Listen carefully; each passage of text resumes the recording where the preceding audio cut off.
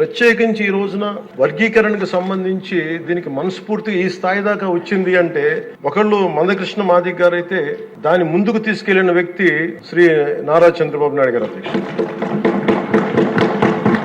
ప్రత్యేకించి మేము హైదరాబాద్ రోడ్ల మీద మేము తిరుగుతున్నప్పుడు మందకృష్ణ మాదిగ గారు అప్పుడు మాదిగ కులానికి వన్నె తెచ్చిన ఆత్మగౌరవం అనే నినాదం తెచ్చిన మందకృష్ణ మాదిగ గారికి మనస్ఫూర్తిగా నేను వారికి నా ధన్యవాదాలు తెలుపుతున్నాను అధ్యక్ష. ఎందుకంటే ఒక చిన్నబుచ్చుకునే తనం నుంచి మిగతా కులాలకి ఏమాత్రం సర్నేమ్స్ అని అన్ని కులాలు పెట్టుకుంటాయి, కానీ మాదిగ కులం పెట్టుకోవాలంటే ఇబ్బంది పడే పరిస్థితుల్లో నేను మాదిగాని చెప్పగలిగే గుండె ధైర్యంతో ఆత్మగౌరవంతో దాన్ని ముందుకు తీసుకెళ్లిన మందకృష్ణ మాదిగ గారిని అసెంబ్లీ సాక్షిగా మనస్ఫూర్తిగా వారిని అభినందిస్తున్నాను అధ్యక్ష.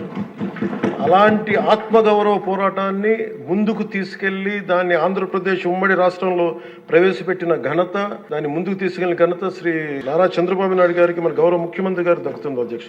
ఈ రోజున దేశ స్థాయిలో దీన్ని ముందుకు తీసుకెళ్లగలుగుతున్నాం అంటే ప్రధానమంత్రి గారి దృష్టిలో పడింది అంటే దానికి నాంది ఆంధ్రప్రదేశ్ నుంచే పడింది అధ్యక్ష.